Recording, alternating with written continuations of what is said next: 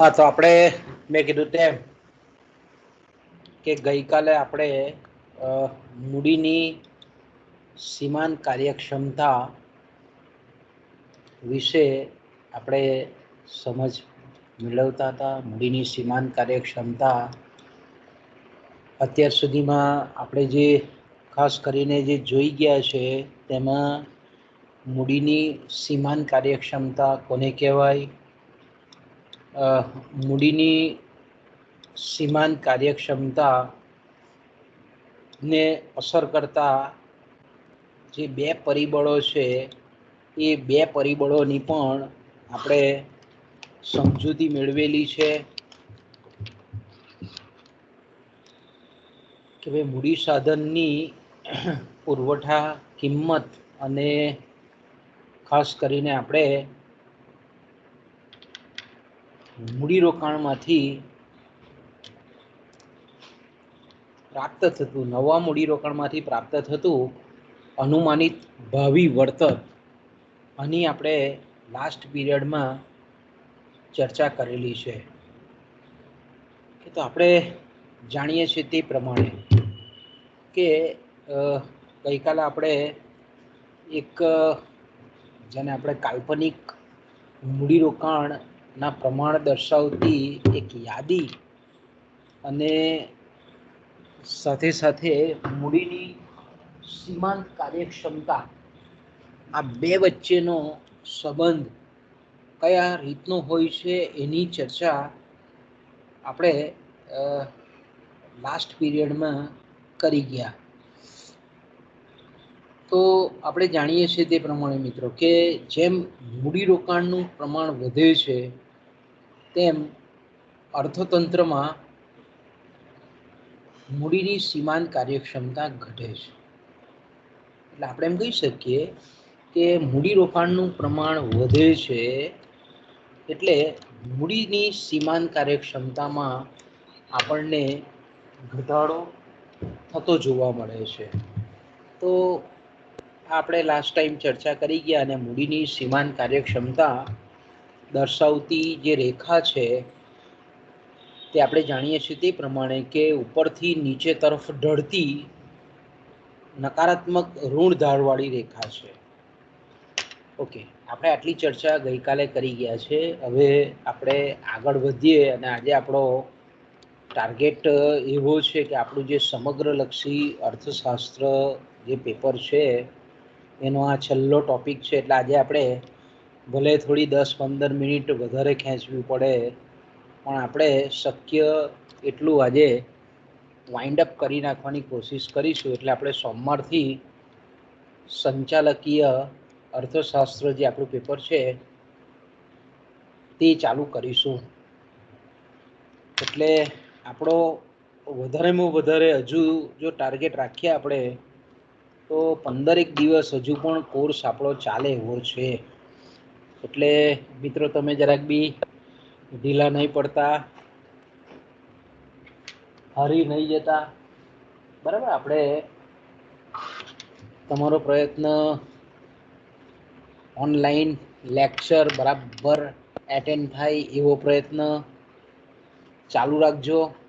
બહુ વિશિષ્ટ સંજોગોમાં બરાબર છે, કોઈક વખત ના આવે તો ચાલે, કોઈ પણ મેજોરિટી તમે એવો પ્રયત્ન કરજો કે ભાઈ ઓનલાઈન, કારણ કે આમાં ગાંધીનગર લેવલે તમારી એટેન્ડન્સના રિપોર્ટ મોકલવા પડતા હોય છે। એટલે ઘણા વિદ્યાર્થીઓને પેલી ગંભીરતા નથી, ઘણાને તકલીફ પણ છે।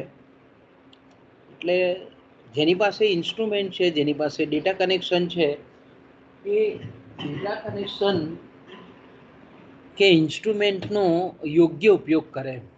સોશિયલ મીડિયામાં ખોટી રીતે આપણે સમય ને શક્તિ ને પૈસા બગાડીએ એના કરતાં બેટર છે કે એજ્યુકેશનમાં એ નાણાં વપરાય, બરાબર। એટલે ખાસ કરીને મારે જે કહેવાનો જે તાત્પર્ય છે કે આની જે એટેન્ડન્સ છે, કદાચ આપણે કોલેજ લેવલે સાહેબ કે આપણે બધા એક વખત માની લઈએ કે ભાઈ ચાલો બહુ કોન્શિયસ નથી, પણ છેક ગાંધીનગર સુધી આ બધા ડેટા પહોંચે છે।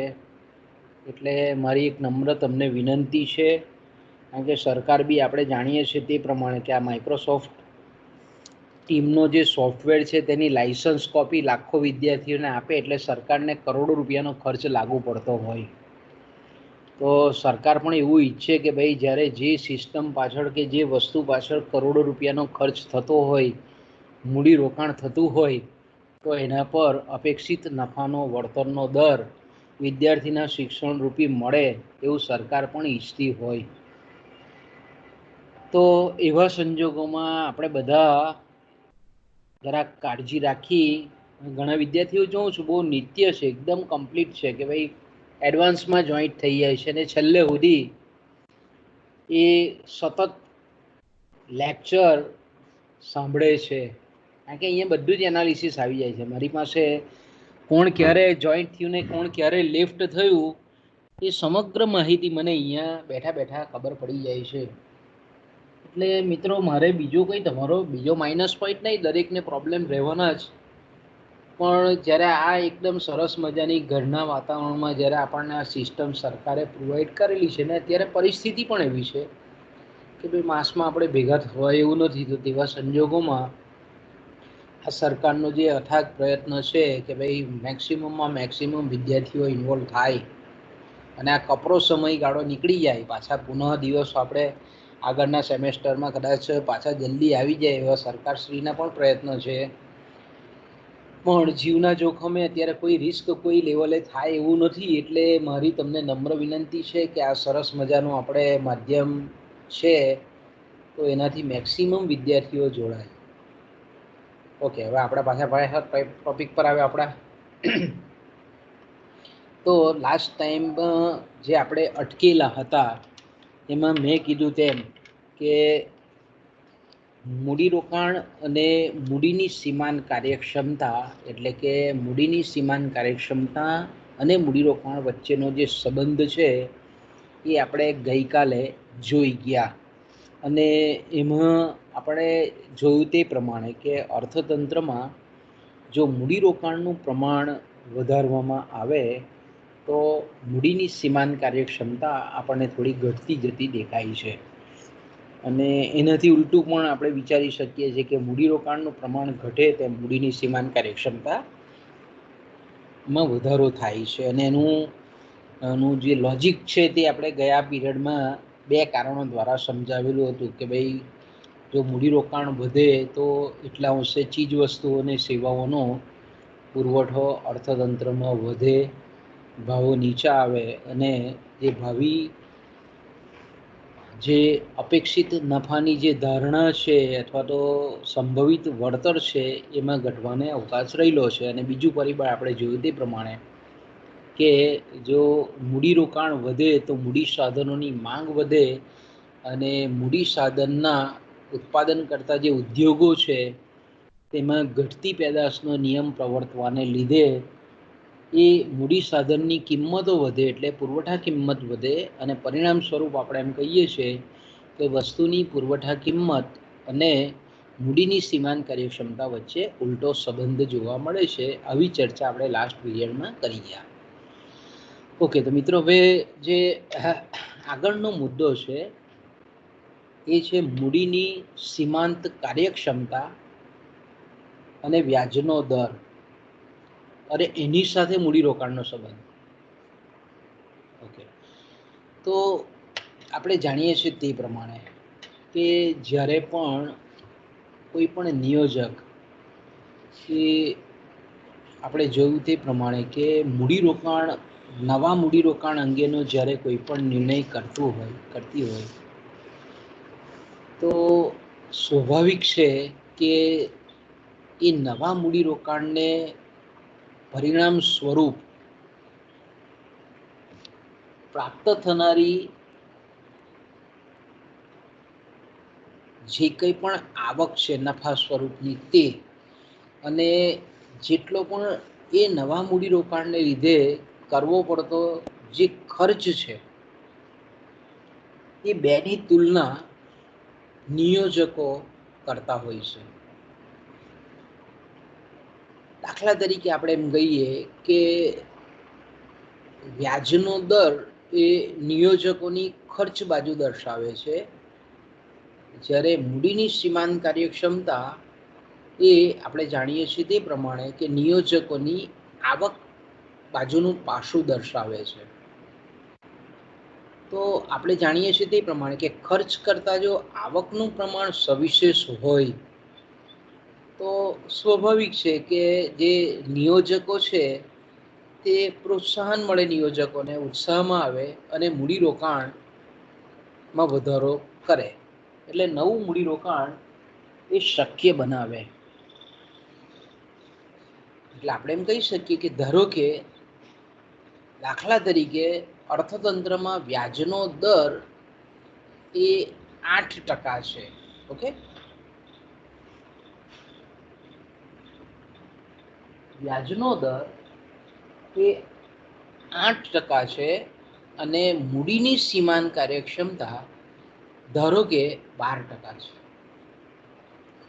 તો આપણે અહીંયા જોઈ શકીએ છીએ કે મૂડીની સીમાંત કાર્યક્ષમતા 12% છે, એટલે કે આવકનું પાસું છે તે મજબૂત છે, 12% વધારે છે એના ખર્ચ કરતાં, વ્યાજના દર કરતાં. એટલે જે ઇન્વેસ્ટરો છે, મૂડીરોકાણકર્તાઓ છે, તે લોકો મૂડીરોકાણ વધારે છે.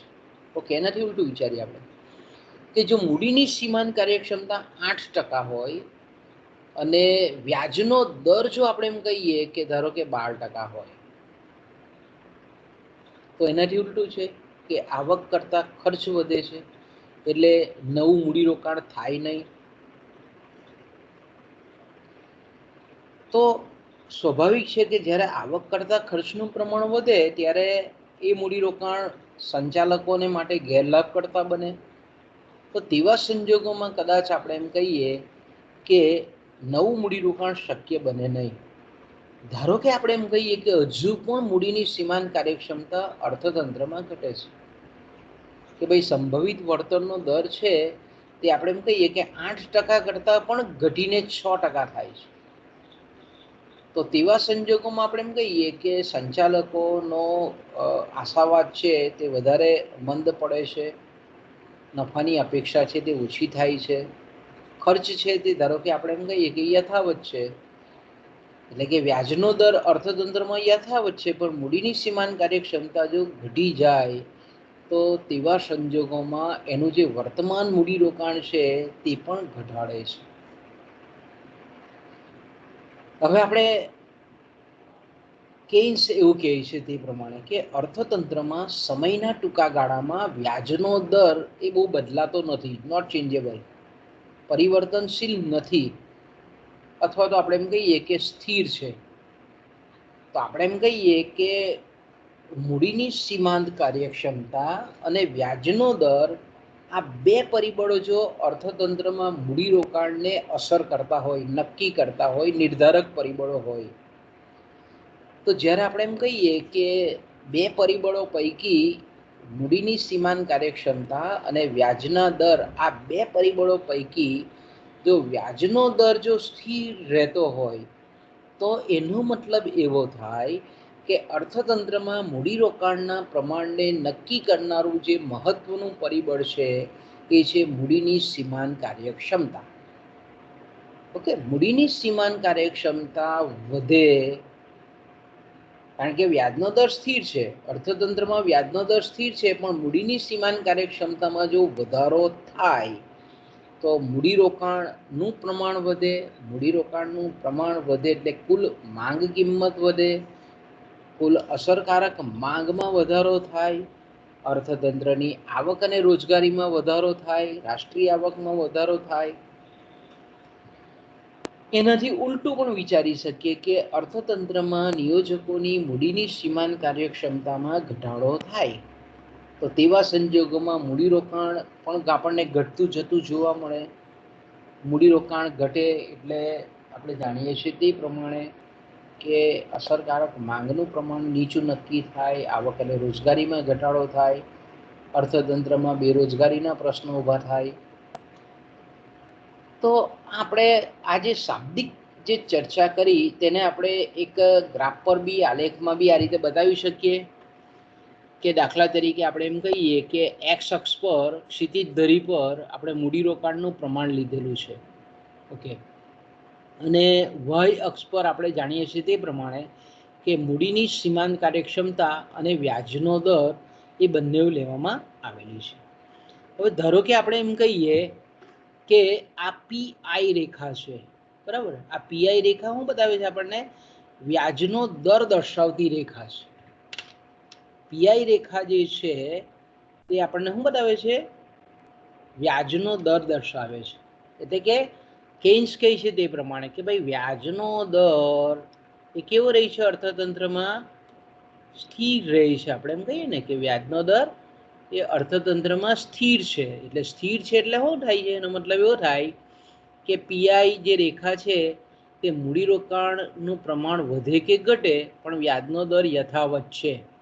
એટલે આપણે એમ કહી શકીએ કે મૂડીરોકાણના પ્રમાણને વ્યાજનો દર એ અસર કરતું પરિબળ નથી, નિષ્ક્રિય પરિબળ છે. ઓકે, તો એનો મતલબ એવો થાય છે કે મૂડીની સીમાંત કાર્યક્ષમતા એ મૂડીરોકાણના પ્રમાણને અસર કરતા છે. ઓકે, હવે ધારો કે આપણે એમ કહીએ કે આ એમઈ રેખા છે, એ એમઈ રેખા એ મૂડીની સીમાંત કાર્યક્ષમતા દર્શાવે છે.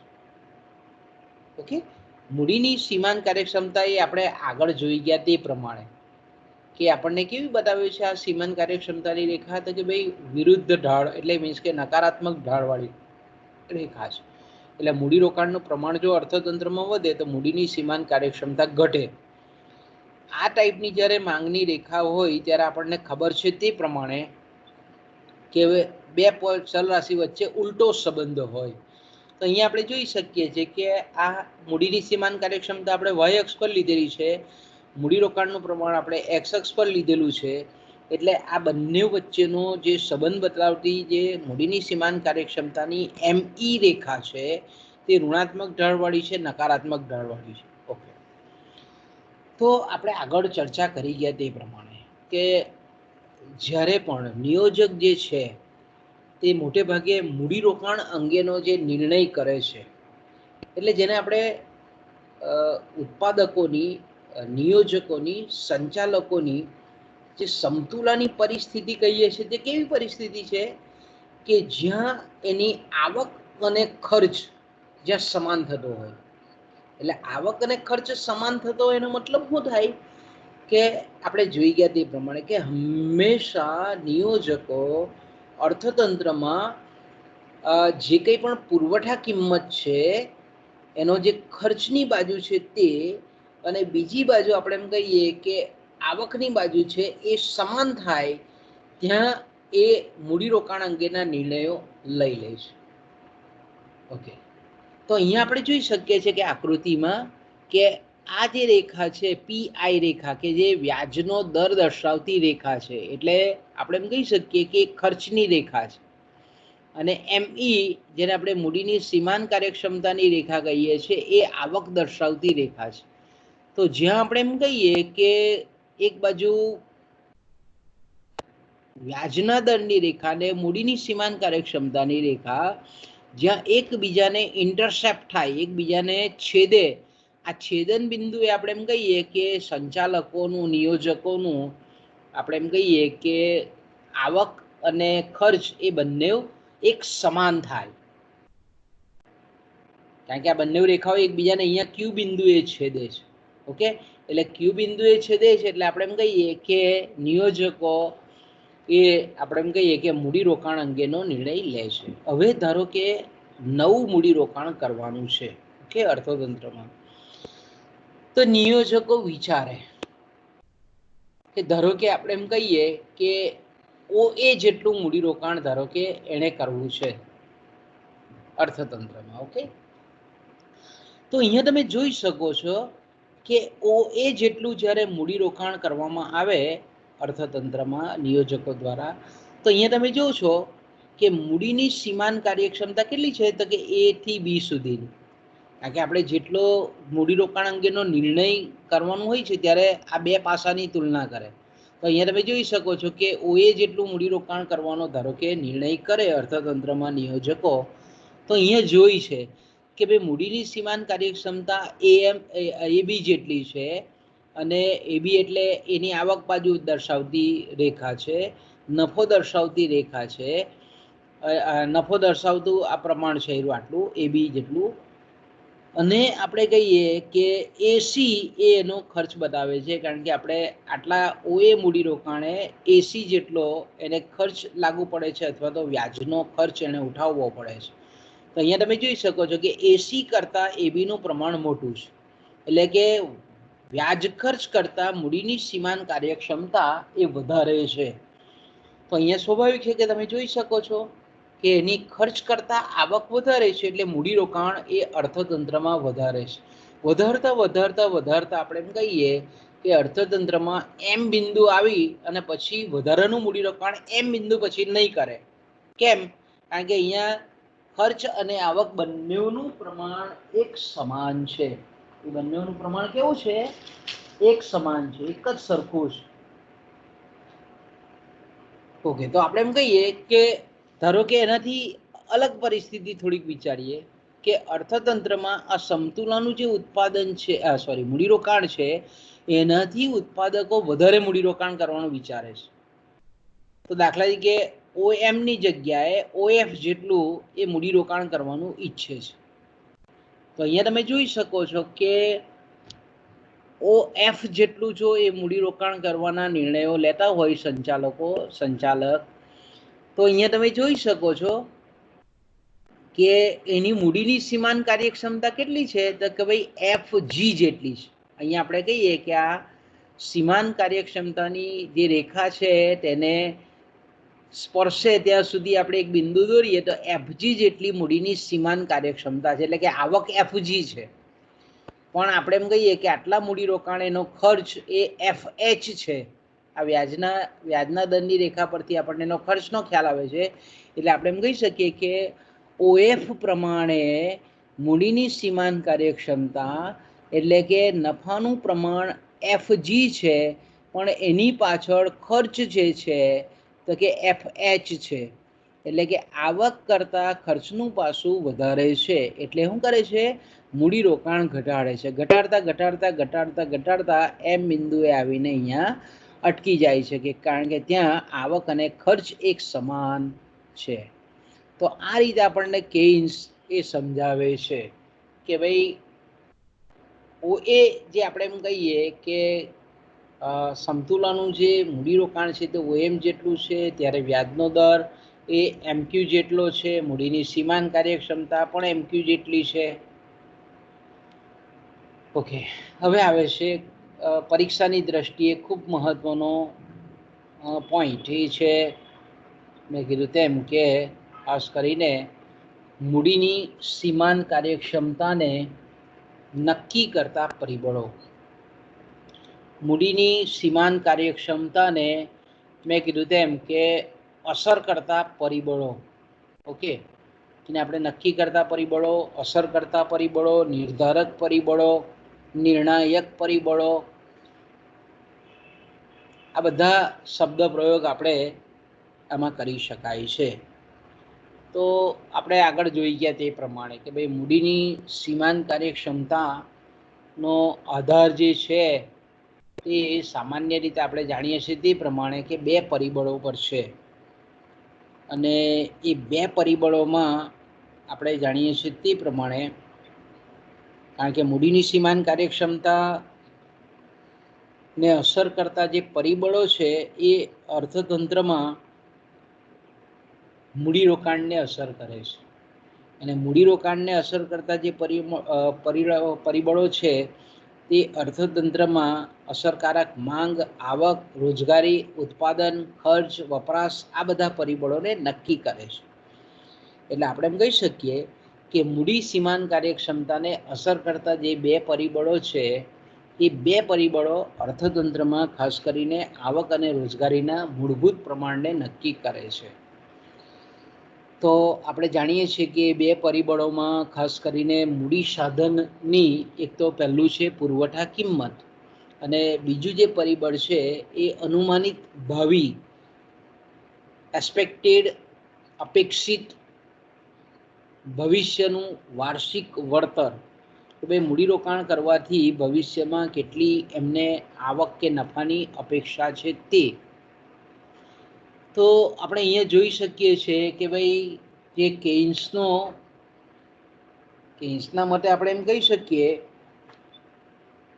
કે કેઇન્સ આપણને એમ કહે છે કે સમયના ટૂંકા ગાળામાં જે મૂડી સાધનોની પુરવઠા કિંમત છે, એટલે જેને આપણે પુરવઠા મૂલ્ય કહીએ છીએ, જેને ખર્ચની પાછું કહીએ છીએ, એ કેવું રહે છે તો કે ભાઈ સ્થિર રહે છે. તો કે મૂડી સાધનની પુરવઠા કિંમત સ્થિર કેમ રહે છે એની ચર્ચા આપણે ગયા પીરિયડોમાં કરી ગયા છે. કારણ કે એમણે પોતાનું જે ટૂંકા ગાળાનું આવક અને રોજગારીનું જે વિશ્લેષણ આપણને સમજાવેલું છે અને એમાં આપણને ખબર છે તે પ્રમાણે કે સમયના ટૂંકા ગાળામાં ઉત્પાદનના સાધનોની કિંમત સ્થિર રહે છે. કોઈ પણ વસ્તુના ઉત્પાદનમાં વપરાતી ઉત્પાદન પદ્ધતિમાં બહુ ફેરફાર નથી. ઉત્પાદન પદ્ધતિમાં વપરાતી ટેકનોલોજી યથાવત છે. સમયના ટૂંકા ગાળામાં ઉદ્યોગોની પરિસ્થિતિમાં બહુ ડ્રાસ્ટિક ચેન્જ નથી. અને વસ્તુના ઉત્પાદનનો જે ઉત્પાદન ખર્ચ છે એ સમયના ટૂંકા ગાળામાં સ્થિર રહે છે. તો આપણે એમ કહીએ કે જેને મૂડી સાધનની પુરવઠા કિંમત કહીએ છે એને નક્કી કરનારા જે પરિબળો છે એ જ્યારે બધા સ્થિર રહેતા હોય તો આપણે એમ કહી શકીએ કે મૂડી સાધનની પુરવઠા કિંમત સ્થિર રહે છે સમયના ટૂંકા ગાળામાં. તો હવે આપણે એમ કહીએ કે મૂડીની સીમાંત કાર્યક્ષમતાને નક્કી કરનારા બે પરિબળો પૈકી જ્યારે એક પરિબળ સ્થિર રહેતું હોય તો એનો મતલબ એવો થાય કે મૂડીની સીમાંત કાર્યક્ષમતાને નક્કી કરનારું બીજું મહત્વનું પરિબળ છે અનુમાનિત, એટલે એક્સપેક્ટેડ ભાવિ એટલે ઇન ફ્યુચર, પ્રોસ્પેક્ટિવ, અને યીલ્ડ એટલે વળતર. એટલે અનુમાનિત ભાવિ વળતર કે નવા મૂડી સાધનના રોકાણમાંથી ભવિષ્યમાં દર વર્ષે કેટલી આવક પ્રાપ્ત થશે તેનો આધાર મેં કીધું તેમ એના પર આધારિત છે. આપણે એમ કહીએ ને કે ભાઈ મૂડીની સીમાંત કાર્યક્ષમતાનો આધાર કોના પર છે તો કે ભાઈ અનુમાનિત ભાવિ વળતર. અને અનુમાનિત ભાવિ જે વળતર છે કે મૂડી સાધનમાંથી ભવિષ્યમાં દર વર્ષે કેટલી આવક પ્રાપ્ત થશે એનો જે બેઝ છે, એનો જે પાયો છે, એનો જે આધાર છે એ છે ઉત્પાદકોની ભવિષ્યની ટૂંકા અને લાંબા ગાળાની વ્યાપારિક ધારણાઓ પર આધારિત છે. જો હવે ખૂબ અગત્યની બાબત છે અહીંયા. હું કહે છે કેઇન્સ આપણને એવું કહેવા માંગે છે કે મૂડીની સીમાંત કાર્યક્ષમતાને નક્કી કરનારું જો કોઈ સક્રિય પરિબળ હોય તો એ છે અનુમાનિત ભાવિ વળતર. અને અનુમાનિત ભાવિ વળતર એટલે આપણે એમ કહીએ કે નવા મૂડી સાધનના રોકાણમાંથી ભવિષ્યમાં દર વર્ષે કેટલી અપેક્ષિત આવક પ્રાપ્ત થશે તેને આપણે અનુમાનિત ભાવિ વળતર કહીએ છીએ. અનુમાનિત ભાવિ વળતરનો આધાર એ ઉત્પાદકો ભવિષ્યની ટૂંકા અને ખાસ કરીને લાંબા ગાળાની જે વ્યાપાર ધંધાકીય પરિસ્થિતિ અંગેની જે ધારણાઓ છે તેના પર આધારિત છે. અને સામાન્ય રીતે આપણે એમ કહીએ કે આ ધારણાઓ મોટા ભાગે કેવી હોય છે તો કે ભાઈ સ્ટેબલ નથી, કારણ કે ભવિષ્ય છે, ભવિષ્ય સાથે સંકળાયેલી ધારણાઓ છે. એટલે ભવિષ્ય કેવું છે અનિશ્ચિત છે, અનિશ્ચિતતાથી ભરપૂર છે. એટલે સ્વાભાવિક છે કે બહુ આપણે એમ કહીએ ને કે પરફેક્ટલી 100% એકદમ ચોક્કસ એ જે ટૂંકા ગાળાની ધારણાઓ છે અને લાંબા ગાળાની જે ધારણાઓ છે તે કંઈ એકદમ ધારેલી ધારણાઓ પ્રમાણે પરિસ્થિતિ આકાર પામતી હોતી નથી. એટલે આપણે એમ કહી શકીએ કે આ ધારણાઓ કેવા છે, અનુમાનો કેવા છે, વચ્ચે અંશે એ અસ્થિર હોય છે. એટલે આપણે એમ કહી શકીએ કે જો અનુમાનિત ભાવિ વળતરને અસર કરનારા જે પરિબળો છે અથવા તો ધારણાઓ છે એ જો અસ્થિર હોય તો સ્વાભાવિક છે કે અનુમાનિત ભાવિ વળતર છે તેમાં પણ પરિવર્તનને અવકાશ છે. અનુમાનિત ભાવિ વર્તનમાં જો આપણે એમ કહીએ કે વળતરમાં જો પરિવર્તન થવાનો અવકાશ હોય તો સ્વાભાવિક છે કે મૂડીની સીમાંત કાર્યક્ષમતામાં પણ પરિવર્તન થવાનો અવકાશ છે. એટલે આપણે એમ કહીએ કે મૂડીરોકાણને પણ પરિવર્તન થવાનો અવકાશ છે.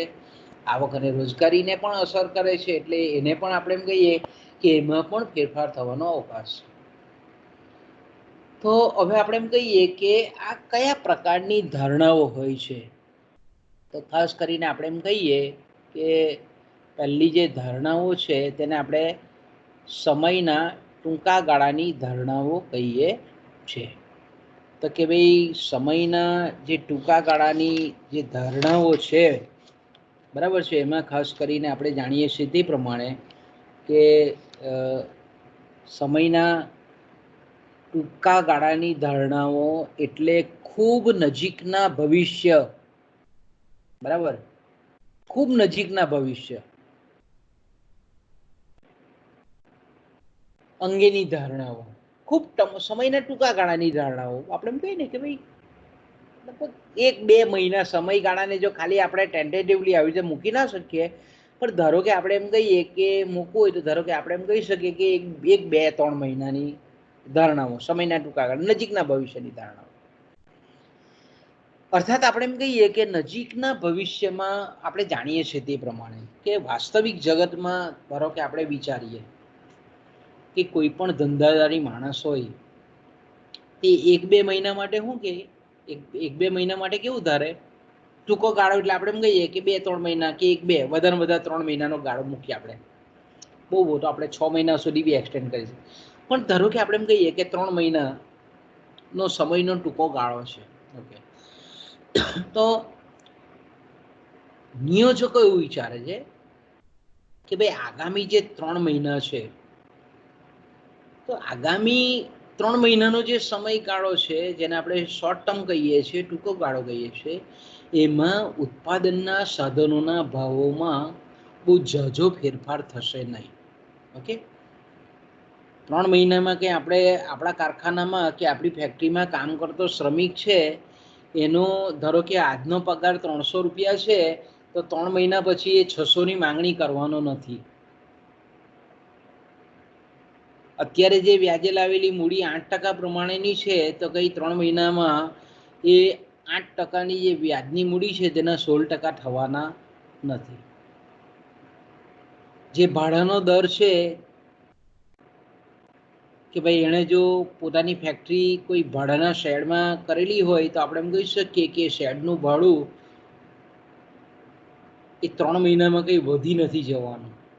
ઓકે, જો સમયના ટૂંકા ગાળામાં નજીકના ભવિષ્યમાં ઉત્પાદનના સાધનોમાં બહુ ફેરફાર, સાધનોની કિંમતમાં બહુ ફેરફાર થવાનો નથી. એ જ રીતે આપણે એમ કહી શકીએ કે ઉત્પાદનના સાધનોના પ્રમાણમાં પણ ફેરફાર નથી થવાનો. કે ભાઈ અચિંતાની શ્રમિકની શોર્ટેજ 2-3 મહિનામાં પડી જવાની છે, કે કાચા માલ સામાનની શોર્ટેજ પડી જવાની છે, એવું પણ નથી. ઉત્પાદનના સાધનોનું પ્રમાણ પણ ખૂબ શોર્ટ ટર્મમાં એ કંઈ બહુ પરિવર્તનશીલ નથી. ઓકે, બીજું આપણે એમ કહીએ કે સમયના ટૂંકા ગાળામાં સંચાલકો, નિયોજકો જે કંઈ પણ ઉત્પાદન પદ્ધતિનો ઉપયોગ કરે છે એ સમયના ટૂંકા ગાળામાં એટલો બધો એમાં ચેન્જીસ નથી આવતો. હા, આપણે એમ કહીએ કે 2-3 મહિનામાં કંઈ ટેકનોલોજી નવી બદલાય ને નવી ઉત્પાદન પદ્ધતિ કંઈ આવે નહીં ને એનો અમલ પણ નહીં કરે કોઈ પણ નિયોજકો. આપણે એમ કહીએ કે ભાઈ ટેકનોલોજી બદલાય તો ઓછામાં ઓછા 4-5 વર્ષ થઈ જાય. તરત ને તરત આપણે એમ કહીએ કે સંચાલકોએ મૂડીરોકાણ કર્યું હોય ને નવી ટેકનોલોજી, નવા મશીનો આવે અને નવું આપણે એમ કહીએ કે ઉત્પાદન માળખું આખું ઊભું કરી નાખે, એવું શક્ય નથી. સમયના ટૂંકા ગાળામાં ઉત્પાદન પદ્ધતિ જો શ્રમ પ્રચુર હોય તો એ ઓટોમેટિકલી મૂડી પ્રચુર થવાની નથી, ને મૂડી પ્રચુર હોય તો એ કંઈ આપણે એમ કહીએ કે શ્રમ પ્રચુર થવાની નથી. ઉત્પાદન પદ્ધતિ પણ કેવી છે? યથાવત છે. એ જ રીતે વસ્તીનું પ્રમાણ કે ભાઈ કુલ વસ્તી, વસ્તીની વહેંચણી, આ બધા જે પરિબળો છે તેમાં પણ પરિવર્તન નથી આવવાનું. લોકોની અભિરુચિ, ટેવ, પસંદગી, ફેશન, સમાજની પ્રણાલિકાઓ, સમાજની રૂઢિઓ, એમાં કંઈ બદલાવ નથી આવવાનો. ઉત્પાદન ખર્ચ કે ભાઈ એ જે વસ્તુનું ઉત્પાદન કરે છે એનો જે સરેરાશ ખર્ચ છે તેમાં પણ બહુ ઝાઝો ફેરફાર સમયના ટૂંકા ગાળામાં આવવાનો નથી. તો આ બધી બાબતો અંગેની જે સમયના ટૂંકા ગાળામાં એ જે ધારણા કરે છે તેમાં મોટે ભાગે બહુ પરિવર્તન થવાને અવકાશ નથી. બીજું આપણે જાણીએ છીએ તે પ્રમાણે કે સમયનો ટૂંકો ગાળો એટલે આપણે F5માં ભણી ગયા છે ખર્ચ વિશ્લેષણમાં, કે સમયનો ટૂંકો ગાળો એટલે એવો ગાળો કે જે દરમિયાન પેઢી પોતાની ઉત્પાદન શક્તિમાં વધારો કરી શકે નહીં, પેઢી સ્થિર સાધનોમાં વધારો કરી શકે નહીં, તેવો જે ગાળો છે તેને આપણે ટૂંકો ગાળો કહીએ છીએ. તો ટૂંકા ગાળામાં આપણે જાણીએ છીએ તે પ્રમાણે કે ઉત્પાદનના સાધનો નવા વસાવીને નાખી શકતો નથી. પણ આપણે ટૂંકો ગાળો એટલે એવો ગાળો છે કે જેમાં અસ્થિર સાધનોમાં વધારો કરી શકાય અને જેટલી પણ ઉત્પાદન શક્તિ એણે સ્થાપેલી છે એનો પૂર્ણ ઉપયોગ કરી શકાય. જો ઉત્પાદનના સાધનો વણ વપરાયેલા હોય તો ટૂંકા ગાળામાં આપણે જાણીએ છીએ તે પ્રમાણે કે કાચો માલ સામાન લાવીને દૈનિક શ્રમિકોને રોકી અને એના જે પ્લાન્ટની કેપેસિટી છે એ પ્રમાણે એ ઉત્પાદન વધારી શકે છે ખરો, પણ કયો સ્થિર સાધનોમાં વધારો કરીને નહીં, પણ ઓલરેડી જે સ્થપાયેલી જે ઉત્પાદન શક્તિ છે, સ્થાપિત ઉત્પાદન શક્તિ છે, એનો પૂર્ણ ઉપયોગ કરી અને આપણે એમ કહી શકીએ કે ઉત્પાદનમાં વધારો કરી શકે. ટૂંકમાં આપણે એમ કહીએ કે સમયના ટૂંકા ગાળાની જે ધારણાઓ છે એમાં બહુ ઝાઝો પરિવર્તન કે ફેરફારને અવકાશ નથી. એટલે આપણે એમ કહી શકીએ કે અનુમાનિત જે ભાવિ વળતર છે, અનુમાનિત જે નફા અંગેની જે ધારણા છે એમાં સમયના ટૂંકા ગાળાની જે ધારણાઓ છે તે બહુ પ્રભાવક રોલ ભજવતી નથી, બહુ પ્રભાવક ફાળો આપતી નથી, આપણે એમ કહી શકીએ. ઓકે, એટલે આપણે એમ કહી શકીએ કે સમયના ટૂંકા ગાળાની ધારણાઓ જે છે તે પ્રમાણમાં સ્થિર રહેતી હોવાથી મૂડીની સીમાંત કાર્યક્ષમતા નક્કી કરવામાં ટૂંકા ગાળાની જે ધારણાઓ છે તે કોઈ ફેરફારો નિપજાવી શકતી નથી. ઓકે, એટલે આપણે એમ કહી શકીએ કે ભાઈ તો હવે આપણે એમ કહી શકીએ કે ટૂંકા ગાળાની જે ધારણાઓ છે તે અનુમાનિત ભાવિ વળતર અને મૂડીની સીમાંત કાર્યક્ષમતામાં બહુ કંઈ ખાસ ફેરફાર લાવતી નથી. તો આપણે એનો મતલબ એવો કરી શકીએ છીએ કે નિયોજકોની કે મૂડીરોકાણકર્તા જે વર્ગ છે તેની સમયના લાંબા ગાળાની જે ધારણાઓ છે એ લાંબા ગાળાની ધારણાઓ જે છે એ મૂડીની સીમાંત કાર્યક્ષમતાને અસર કરતી ધારણાઓ છે. કે ભાઈ સમયના લાંબા ગાળામાં નિયોજકો કેવું વિચારે છે. તો સમયનો લાંબો ગાળો એટલે આપણે F5માં ભણી ગયા છે જેને આપણે આયોજન કાળ કહીએ છીએ, જેને આપણે પ્લાનિંગ પીરિયડ કહીએ છીએ, જેને આપણે લાંબા ગાળાની સરેરાશ ખર્ચના રેખાના સંદર્ભમાં આપણે જોઈ લીધી કે ભાઈ સમયના ટૂંકા ગાળાના ઘણા બધા સરેરાશ ખર્ચના જે પ્લાન્ટ છે એમાંથી સમયના લાંબા ગાળે ઓછામાં ઓછો સરેરાશ ખર્ચ દર્શાવતો જે પ્લાન્ટ છે તેની પસંદગી નિયોજકો કરે છે. એટલે આપણે એમ કહી શકીએ કે સમયના લાંબો ગાળો એટલે એવો ગાળો કે જેમાં સ્થિર જે ઉત્પાદનના સાધનો છે, યંત્ર સામગ્રી છે, પ્લાન્ટનું વિસ્તરણ છે અને આપણે એમ કહીએ કે નવો પ્લાન્ટ પણ સ્થાપી શકે છે. એટલે ટૂંકમાં આપણે એમ કહીએ કે સમયના લાંબા ગાળામાં ઉત્પાદનને લગતી જે સમગ્ર પરિસ્થિતિ છે એમાં બદલાવ નિયોજકો લાવી શકે છે. સમયના લાંબા ગાળે માંગનું પ્રમાણ અને સ્વરૂપ પણ બદલાઈ શકે છે. સમયના લાંબા ગાળામાં આપણે જાણીએ છીએ તે પ્રમાણે કે ઉત્પાદન પદ્ધતિ પણ બદલાવાને અવકાશ છે. એ જ રીતે આપણે એમ કહી શકીએ કે સમયના લાંબા ગાળે વસ્તીનું પ્રમાણ, વસ્તીની વહેંચણી, વસ્તીના આપણે એમ કહીએ કે વય બંધારણમાં પણ ફેરફારને અવકાશ છે. એ જ રીતે આપણે એમ કહીએ કે સમયના લાંબા ગાળામાં ઉત્પાદનના સાધનોનું પ્રમાણ પણ વધી પણ શકે છે અને ઘટી પણ શકે છે. શ્રમિકોનો પુરવઠો ઘટે પણ ખરો અને શ્રમિકોનો પુરવઠામાં વધારો પણ થઈ શકે. કામ લાગે એવી જમીનનો પુરવઠો ઘટી પણ શકે છે. એટલે આપણે એમ કહીએ કે સમયના લાંબા ગાળામાં ઉત્પાદનના સાધનોનું પ્રમાણ માં ફેરફાર થઈ શકે છે, ઉત્પાદનના સાધનોની ઉત્પાદકતા કે કાર્યક્ષમતામાં પણ પરિવર્તન થઈ શકે છે, તેની કિંમતોમાં પણ ફેરફાર થઈ શકે છે. મેં કીધું તેમ કે ભાઈ સમયનો લાંબા ગાળામાં પ્લાન્ટનું વિસ્તરણ કરી શકાય છે, પ્લાન્ટ નવો નાખી શકાય છે. એટલે ટૂંકમાં આપણે એમ કહીએ કે સમયનો લાંબો ગાળો એ અર્થતંત્રમાં ઘણા બધા આર્થિક ફેરફારો શક્ય બનાવે છે. અને લાંબા ગાળામાં આ જે અર્થતંત્રમાં જે ફેરફારો છે, આપણે આગળ ચર્ચા કરી ગયા તે પ્રમાણેના, એની ચોક્કસ ગણતરી કે આગાહી થઈ શકતી નથી. બરાબર, આપણે આપણા સંચાલકીય અર્થશાસ્ત્રમાં પહેલા જ યુનિટમાં પહેલા ટોપિકમાં આપણે જોઈ ગયેલા હતા કે ભાઈ સંચાલકીય અર્થશાસ્ત્રીના કાર્યો અને જવાબદારીઓ, એમાં એના જે કાર્યો આપણે જોતા હતા કે ભાઈ સંચાલકીય અર્થશાસ્ત્રીએ પેઢીને અસર કરતા જે આંતરિક પરિબળો છે અને પેઢીને અસર કરતા જે બાહ્ય પરિબળો છે એનો એણે સૂક્ષ્મતાથી અભ્યાસ કરવાનો છે. અને પછી એ આંતરિક પરિબળો અને બાહ્ય પરિબળો પેઢીને કઈ રીતે અસર કરે છે એનો સમગ્ર ચિતાર સંચાલકો સમક્ષ મૂકવાનો છે. તો એમાં જે પરિબળો હતા એને બાહ્ય પરિબળો જેને આપણે ધંધાકીય વાતાવરણ કહીએ છીએ. તો અહીંયા એ જ વસ્તુ છે કે ભાઈ જ્યારે અર્થતંત્રમાં ધંધાકીય વાતાવરણમાં બદલાવ આવી શકે છે સમયના લાંબા ગાળે. બધા જ આપણે એમ કહીએ કે કોઈ પણ પેઢીને કે કોઈ પણ નિયોજકોનું જે મૂડીરોકાણ છે, પ્લાન્ટ છે, એને સમયના લાંબા ગાળે ચોક્કસ આપણે એમ કહીએ કે લાંબા ગાળામાં ફેરફાર થવાને અવકાશ હોય છે ને હોય છે. પણ આ લાંબા ગાળાના જે પરિબળો છે એ આપણે એમ કહીએ કે એની ચોકસાઈપૂર્વકની બહુ ચોક્કસ આગાહી આપણે કરી શકતા નથી, એટલે કે નિયોજકો કરી શકતા નથી. એટલે આપણે એમ કહી શકીએ કે લાંબા ગાળાની જે સંચાલકોની કે નિયોજકોની જે વ્યાપારિક ધારણાઓ છે તે અતિ અસ્થિર છે. અને પરિણામે આપણે એમ કહીએ કે આ જે લાંબા ગાળાની જે ધારણાઓ છે તે અર્થતંત્રમાં અનુમાનિત ભાવિ વળતરમાં નોંધપાત્ર ફેરફારો લાવે છે.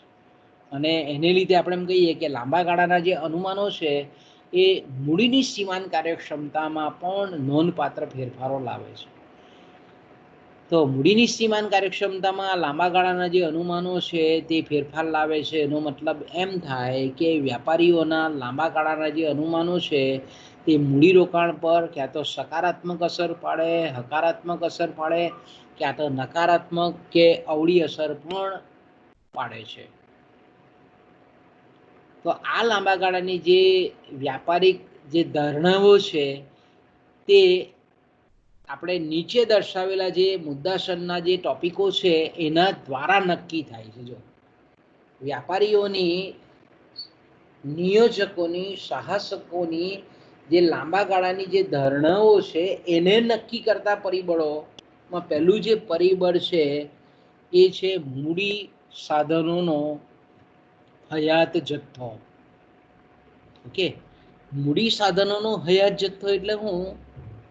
કે સામાન્ય રીતે આપણે એમ કહી શકીએ કે નિયોજકો જે છે, ઉત્પાદકો જે છે, એ આપણે જાણીએ છીએ તે પ્રમાણે કે ઉત્પાદન અંગેના જ્યારે પણ નિર્ણય લેતા હોય છે ત્યારે તે અન્ય જે પેઢીઓ છે, અન્ય જે એકમો છે, અન્ય ઉદ્યોગના જે એકમો છે એની કામગીરીને ધ્યાનમાં રાખીને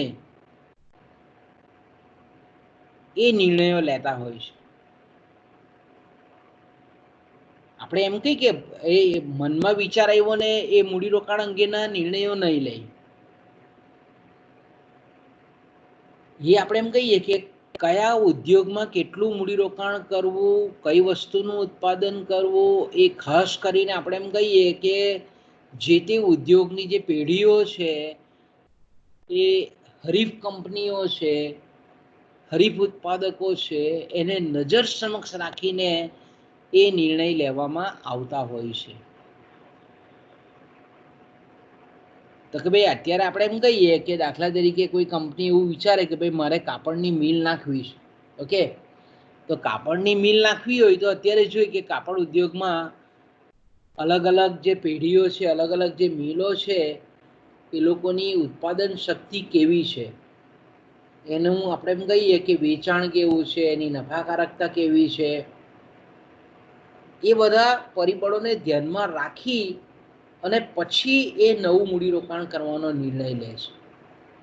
એટલે લાંબા ગાળે જ્યારે પણ નિયોજક જ્યારે કોઈ નિર્ણય લેતો હોય ત્યારે આ વસ્તુ ખાસ વિચાર કે ભાઈ મારે કાપડ ઉદ્યોગમાં એકમ નાખવું છે, કાગળ ઉદ્યોગમાં એકમ નાખવું છે, કાચ બનાવતા એકમમાં ઉદ્યોગ એકમ નાખવું છે, રંગ રસાયણના એકમ આપણે એમ કહીએ કે ઉત્પાદનમાં એકમ નાખવું છે. તો એ એક્ઝિસ્ટિંગ જે પેઢી છે, અત્યારના જે વર્તમાન જે ઉત્પાદકો છે, એની આપણે એમ કહીએ કે મૂડીરોકાણની જે પેટર્ન છે, મૂડીરોકાણ છે, એની પ્રગતિ છે, એનો નફો છે, એ બધું ધ્યાનમાં રાખી અને પછી આપણે એમ કહીએ કે નિર્ણય લેતો હોય છે. તો લાંબા ગાળાની જે વ્યાપારિક ધારણાઓ છે એમાં હાલનો જે વર્તમાન સમયનો જે મૂડી સાધનોનો હયાત જથ્થો છે અથવા તો મૂડીરોકાણનું પ્રમાણ છે એને ધ્યાનમાં રાખીને નિયોજકો એ નિર્ણયો લેતા હોય છે.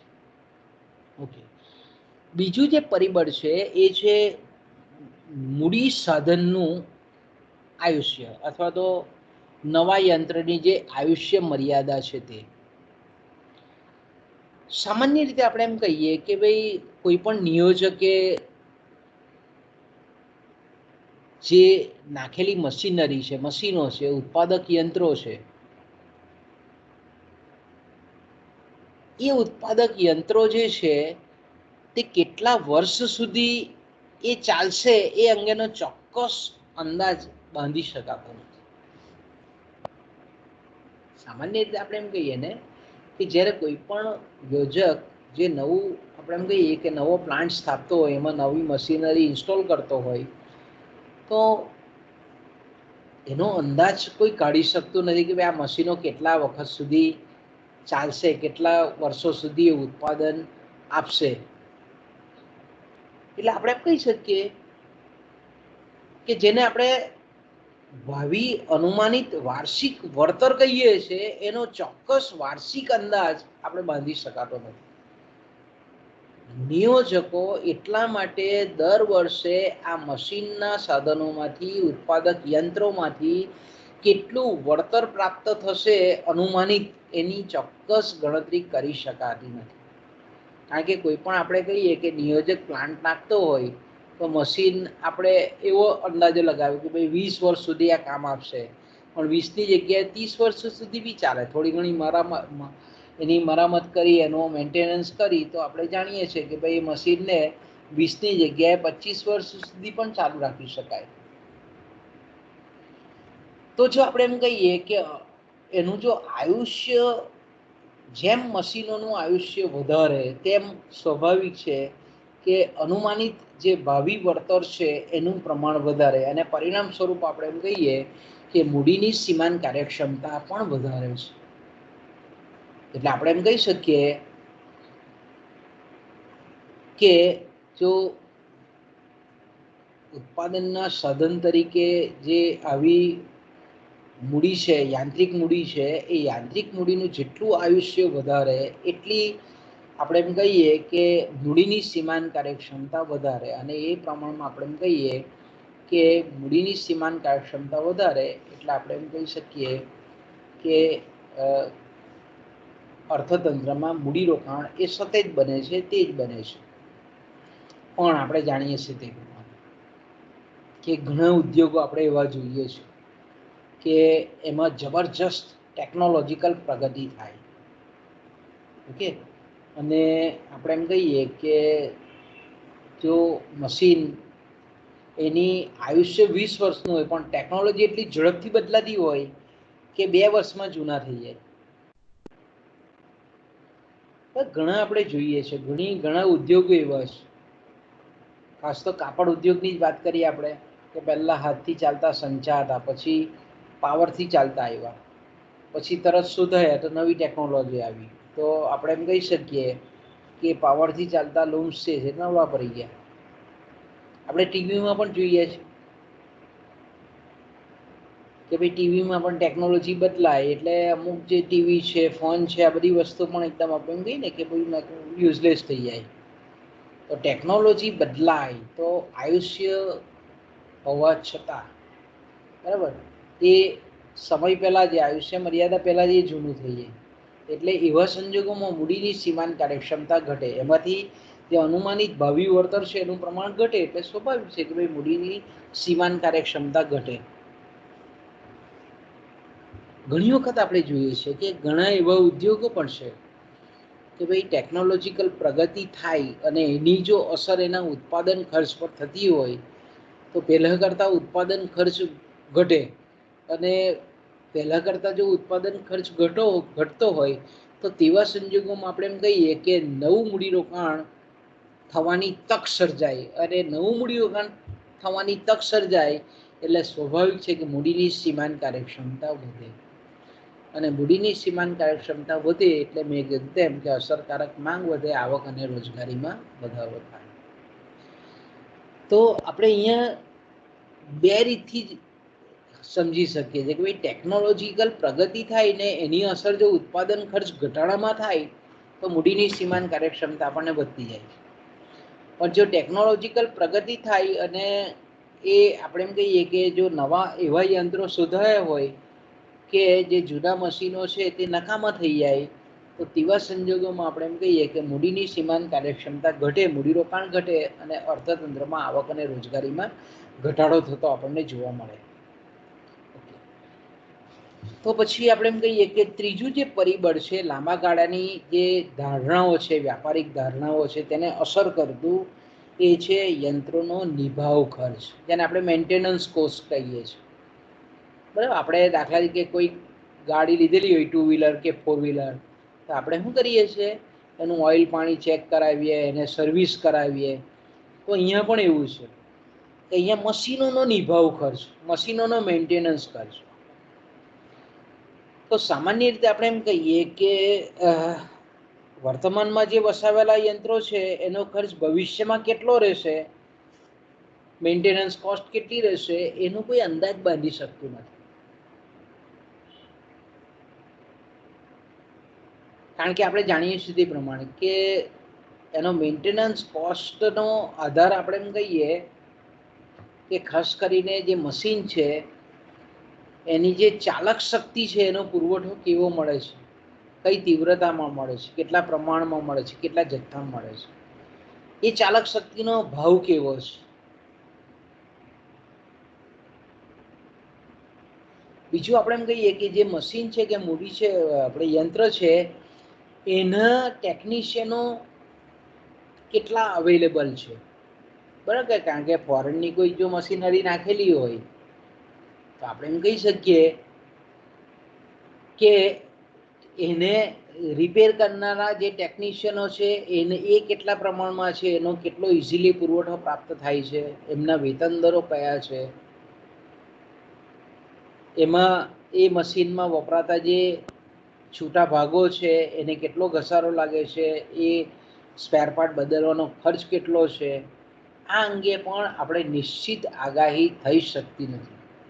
એટલે આપણે એમ કહી શકીએ કે મૂડીની સીમાંત કાર્યક્ષમતાનો ચોક્કસ અંદાજ એ બાંધવો ખરેખર બહુ આપણે એમ કહીએ કે અઘરું છે. એટલે ચોક્કસ અંદાજ નહીં કાઢી શકાય. કે ધારો કે આપણે જોઈએ છે ખાસ કરીને અમુક જે ઘણા બધા ઉદ્યોગોમાં આપણને જોવા મળે કે દાખલા તરીકે આ ચોકલેટ બનાવતી કંપની છે, દાખલા આપણે કોસંબા જતા આખો પ્લાન્ટ છે તે ફોરેનનો પ્લાન્ટ છે. બરાબર, આખો આપણે એમ જોઈએ તો કેવો પ્લાન્ટ છે, આખો વિદેશના મશીનોથી બનાવેલો પ્લાન્ટ છે. હવે દાખલા તરીકે એ આપણે એમ કહીએ કે એ ધારો કે ગેસથી ચાલતો પ્લાન્ટ છે. હવે ગેસનું પ્રેશર મળવું જોઈએ, ગેસનો પુરવઠો પૂરતા પ્રમાણમાં મળવો જોઈએ.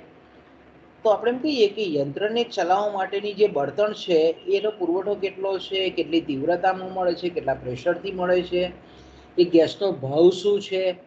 હવે દાખલા તરીકે ગેસ આધારિત પ્લાન્ટ છે, ઇમ્પોર્ટેડ પ્લાન્ટ છે, બહારનો પ્લાન્ટ છે, તો એમાં મશીનમાં કોઈ વિક્ષેપ પડે તો એના ટેકનિશિયનોને બહારથી બોલાવવા પડે, તો એનો ખર્ચ કેટલો થાય, એમને કેટલું રેટ પડતર ચૂકવવું પડે. પછી એ મશીન બહારના છે એટલે એના સ્પેરપાર્ટ ઇન્ડિયાના માર્કેટમાં ધારો કે નથી મળતા, તેને લગતો આપણે એમ કહીએ કે કેટલો ખર્ચ લાગે એને બદલવાનો, રિપ્લેસમેન્ટ કરવાનો. આ બધી બાબતો અંગે ચોક્કસ આગાહી થઈ શકતી નથી. એટલે આપણે એમ કહી શકીએ કે યંત્રોના નિભાવ ખર્ચ કે મેન્ટેનન્સ કોસ્ટ વિશે આપણે એમ કહીએ કે ચોક્કસ અંદાજ બાંધી શકાતો નથી, એટલે એના આધારિત જે આપણે એમ કહીએ કે મૂડીની સીમાંત કાર્યક્ષમતાનો અંદાજ પણ પ્રોપર રીતે જે બંધાવવો જોઈએ તે બાંધી શકાતો નથી. ચોથું જે પરિબળ છે એ છે વેતન દરમાં ફેરફાર. કે ભાઈ જનરલી સમયના લાંબા ગાળામાં વેતન દરોમાં કેવા ફેરફાર થશે એ અંગે પણ કંઈ કહી શકાતું નથી. સમયના ટૂંકા ગાળામાં નિયોજકો બહુ સરળતાથી અપેક્ષા કરી શકે કે ભાઈ ટૂંકા ગાળામાં 300 રૂપિયા રોજ લેનારો વ્યક્તિના 500 રૂપિયા રોજ થવાના નથી, પણ 2 વર્ષ પછી શ્રમિકોના વેતન દર કેટલા હશે એનો અંદાજ બાંધી શકતા નથી. સમયના લાંબા ગાળામાં બાંધી નહીં શકે કે ભાઈ 200 રૂપિયા રોજ લેનારો શ્રમિક 2 વર્ષ પછી 2000 રૂપિયા રોજ પણ માગે, અને 2000 રૂપિયા રોજ લેનારો જે શ્રમિક છે તે 20,000 રૂપિયા રોજ પણ માગે. તો ભવિષ્યમાં આપણે એમ કહીએ કે શ્રમિકોના વેતન દરમાં કેવા ફેરફાર થશે એ અંગે ચોક્કસ કંઈ કહી શકાય એમ. બીજું આપણે જાણીએ છીએ તે પ્રમાણે કે વેતન દરની અર્થતંત્ર પર બહુ અસલ કોમ્પ્લેક્સ હોય છે, સંકુલ હોય છે એકદમ, અને એની અસર મૂડીની સીમાંત કાર્યક્ષમતા, કારણ કે એ સીધી પુરવઠા કિંમતને અસર કરે, પુરવઠા મૂલ્યને અસર કરે. એટલે આપણે એમ કહી શકીએ કે એની પુરવઠા મૂલ્યની અસર સીમાંત મૂડીની સીમાંત કાર્યક્ષમતા પર કે ઉત્પાદકતા પર કેટલી થશે, કેવી થશે, કેટલા પ્રમાણમાં થશે એની કોઈ ચોક્કસ આગાહી કરી શકાતી નથી. કારણ કે આપણે જાણીએ છીએ તે પ્રમાણે કે શ્રમિકોના જો વેતન ઘટે તો ઉત્પાદન ખર્ચ ઘટે, એટલે મેં કીધું ને કે પુરવઠા કિંમત ઘટે એટલે અનુમાનિત ભાવિ વળતર વધે, મૂડીની સીમાંત કાર્યક્ષમતા વધે, મૂડી રોકાણ વધે અને આવક અને રોજગારી વધે. પણ બીજી બાજુ જો આપણે વિચારીએ તો કે ભાઈ વેતન દરમાં જો ઘટાડો થાય તો સ્વાભાવિક છે કે શ્રમિકોની આવક ઘટે, અને આવક ઘટે એટલે સ્વાભાવિક છે કે શ્રમિકોની ખરીદ શક્તિમાં ઘટાડો થાય. ખરીદ શક્તિમાં ઘટાડો થાય એટલે શ્રમિક વર્ગ જે ચીજ વસ્તુઓની માંગ કરતો હોય એમાં ઘટાડો થાય, અને એને લીધે આપણે એમ કહીએ કે એને એ જે ચીજ વસ્તુઓ કે જે શ્રમિક વર્ગ વપરાશ કરે છે એનું ઉત્પાદન કરતા ઉત્પાદકોની જે અનુમાનિત ભાવિ વળતર અંગેની જે ધારણા છે એમાં ઘટાડો થાય. એટલે કે નફાની જે ધારણા છે એ કાપ મૂકે, ઓછો થશે નફો એવો અંદાજો મૂકે. તો અનુમાનિત ભાવિ વળતર ઘટે તો સ્વાભાવિક છે કે મૂડીની સીમાંત કાર્યક્ષમતા પણ ઘટે. એવી જ રીતે આપણે એમ કહીએ કે અર્થતંત્રમાં ફુગાવો જો પ્રવર્તતો હોય તો ચીજ વસ્તુઓના ભાવ વધે છે, અને ચીજ વસ્તુઓના ભાવ વધતા હોય તો જો શ્રમિકોના વેતન દરમાં જો વધારો થાય તો સ્વાભાવિક છે કે વેતન દરો વધે છે પણ અર્થતંત્રમાં ભાવ સપાટીમાં વધારો થાય છે. એટલે સામાન્ય રીતે આપણે એમ કહીએ કે વસ્તુના ભાવોમાં વૃદ્ધિ થાય એટલે અર્થતંત્રમાં વેતન વધારાની માંગણી સક્રિય બને, વેતનો વધે, પણ જો ભાવ જો વેતન વધારા કરતાં સવિશેષ હોય તો મૂડીની સીમાંત કાર્યક્ષમતા પર વિપરીત અસર પડતી નથી. પણ જો આપણે એમ કહીએ કે અર્થતંત્રમાં ફુગાવાની પરિસ્થિતિ પ્રવર્તમાન હોય અને વેતન દરમાં વધારો કરવામાં આવે અને વેતન પ્રેરિત ફુગાવો જો અર્થતંત્રમાં પાછો પ્રવર્તે તો તેવા સંજોગોમાં આપણે એમ કહી શકીએ કે મૂડીની સીમાંત કાર્યક્ષમતામાં ઘટાડો થાય. તો વેતન દરોમાં ફેરફાર પણ મૂડીની સીમાંત કાર્યક્ષમતાને અસર કરતું એક મહત્વનું પરિબળ છે. પાંચમું જે પરિબળ છે તે એ છે સમયના લાંબા ગાળે વસ્તીમાં જે ફેરફારો થાય છે તે. કારણ કે સમયના લાંબા ગાળે આપણે જાણીએ છીએ કે આપણા ભારતમાં દર 10 વર્ષે વસ્તી ગણતરી થાય છે, બરાબર. તો 10 વર્ષે આપણે જોઈએ છે કે કુલ વસ્તીના પ્રમાણમાં જબરજસ્ત ફેરફાર થાય. એટલે 2011ની જે વસ્તીનું પ્રમાણ છે તે હવે સ્વાભાવિક છે કે ભાઈ 2021માં જ્યારે ગણતરી થશે ત્યારે વસ્તીનું પ્રમાણ, કુલ પ્રમાણ ઘણું બધું વધેલું હશે. સમયના લાંબા ગાળામાં લોકોનું સરેરાશ અપેક્ષિત આયુષ્ય જે છે તે પણ વધતું જતું હોય છે, બરાબર. અત્યારે આપણે એમ કહીએ ને કે 60-65 વર્ષે માણસ મરી જાય તો બહુ નાની ઉંમર કહેવાય. પહેલા આપણે એમ કહેતા હતા કે ભાઈ 60-65 વર્ષે મળી જાય તો કે ભાઈ સારું થયું, ચાલ હવે આ ગયા, હવે ઉંમર થઈ ગયેલી હતી. અત્યારે 60-65 વર્ષની ઉંમર આપણે એમ કહીએ કે બહુ વૃદ્ધ નહીં કહેવાય. તો સરેરાશ આયુષ્ય પહેલા કરતા અત્યારે વધેલું છે, આપણે જોઈ શકીએ છીએ. તો માણસ રમતા રમતા 70-75 વર્ષ આરામથી કાઢી નાખે. તો કે ભાઈ સમયના લાંબા ગાળે સરેરાશ આયુષ્ય પણ વધે છે. પછી જે વય બંધારણ એટલે કે કુલ વસ્તીમાં યુવાનોનું પ્રમાણ પણ વધે, વૃદ્ધોનું પ્રમાણ પણ વધી શકે, સ્ત્રીઓનું પ્રમાણ પણ વધી શકે. એટલે વસ્તીની વહેંચણીમાં પણ ફેરફાર થઈ શકે. વસ્તીનું પ્રમાણ જો વધે, ને જનરલી એવું જ થતું હોય મોટે ભાગે કે લાંબા ગાળે વસ્તીના પ્રમાણમાં વધારો થતો હોય. કોઈક જ એવા અપવાદરૂપ દેશો હોય કે જ્યાં કુલ વસ્તીમાં અમુક સમયના લાંબા ગાળામાં ઘટાડો થતો હોય. પણ મોટે ભાગે આપણે એમ કહીએ કે વસ્તીનું પ્રમાણ વધે એટલે સ્વાભાવિક છે કે વસ્તી માંગને અસર કરતું પરિબળ આપણે એફઆઈમાં ભણી ગયા, ટીવાયમાં પણ સંચાલકીય અર્થશાસ્ત્રમાં ભણી ગયા કે ભાઈ વસ્તીનું પ્રમાણ અને તેની વહેંચણી એ ચીજ વસ્તુઓની માંગને અસર કરે છે. એટલે સ્વાભાવિક છે કે વસ્તી વધે એટલે માંગ વધે, અને માંગ વધે એટલે અનુમાનિત ભાવિ વળતરમાં વધારો થાય, મૂડીની સીમાંત કાર્યક્ષમતા વધે. વસ્તીનું મેં કીધું તેમ કે ભાઈ ભારતમાં સૌથી યુવાનો, કુલ વસ્તીમાં સૌથી યુવાનો તરફી વસ્તીની વહેંચણી થયેલી છે. તો ભારતમાં આપણે જાણીએ છીએ કે યુવાનો જે વસ્તુની માંગ કરે છે એ માંગમાં વધારો થાય છે. એટલે સમયના લાંબા ગાળે વસ્તીનું વય બંધારણ પણ બદલાય છે. પરિણામ સ્વરૂપે માંગનું પ્રમાણ અને એનું માંગનું સ્વરૂપ પણ બદલાવાનો સંભવ છે. તો આ બધાની અસર અલ્ટિમેટલી આપણે શું વિચારીએ છીએ, મૂડીની સીમાંત કાર્યક્ષમતા પર થાય છે. વસ્તી વધે, વસ્તીની વહેંચણી વધે, શહેરી વસ્તી વધે, ગામડા વસ્તીમાં વધારો થાય, સ્ત્રી પુરુષ બાળકો વૃદ્ધ વય, તો આ બંધારણ બદલાય, વહેંચણી બદલાય એટલે મૂડીની સીમાંત કાર્યક્ષમતા પર પણ અસર એની થાય. ઓકે, પછી આવે છે સરકારની આર્થિક નીતિઓ. કે ભાઈ સરકારની જે નીતિઓ છે, ખાસ કરીને નાણાકીય નીતિ છે, રાજકોષીય નીતિ છે, આ બધાની પણ મૂડીની સીમાંત કાર્યક્ષમતા પર આપણને ચોક્કસ અસર થાય છે. જો સરકાર આપણે એમ કહીએ કે કરવેરાના દરમાં જો વધારો કરે, આવકવેરો છે, વેચાણ વેરો છે, જીએસટી છે, આયાત જકાત છે, નિકાસ ડ્યુટી છે, આ બધી જે આપણે એમ કહીએ કે સરકાર જો કરવેરાની નીતિ માં સુધારો કરી અને કરવેરાના જો દર વધારે તો સ્વાભાવિક છે કે ઉત્પાદન ખર્ચ વધે, અને ઉત્પાદન ખર્ચ વધે એટલે મૂડીની પુરવઠા કિંમત, મૂડી સાધનની પુરવઠા કિંમતમાં વધારો થાય, અને એને પરિણામ સ્વરૂપ આપણે એમ કહીએ કે મૂડીની સીમાંત કાર્યક્ષમતા ઘટે. બીજું આપણે જાણીએ છીએ તે પ્રમાણે કે સરકારની કરવેરાની નીતિમાં કેવા બદલાવ આવશે તે અંગેના ચોક્કસ અંદાજ વેપારીઓ મેળવી શકતા નથી. એટલે એના અનુમાનો આપણે એમ કહીએ કે બહુ સરળતાથી થઈ શકતા નથી. કે જીએસટી આપણે એમ કહીએ કે ઓચિંતાનો સરકારે લાવીને મૂકી દીધો. બધા વેપારીઓ આપણે એમ કહીએ કે વેપારીઓ, ઉત્પાદકો, સાહસિકોની એટલું બધું તૈયારી અને માનસિક કે આવી જશે આટલું, એટલે આપણે એમ કહીએ ચોક્કસ અટકળ કરી શકતા નથી કરવેરા અંગે.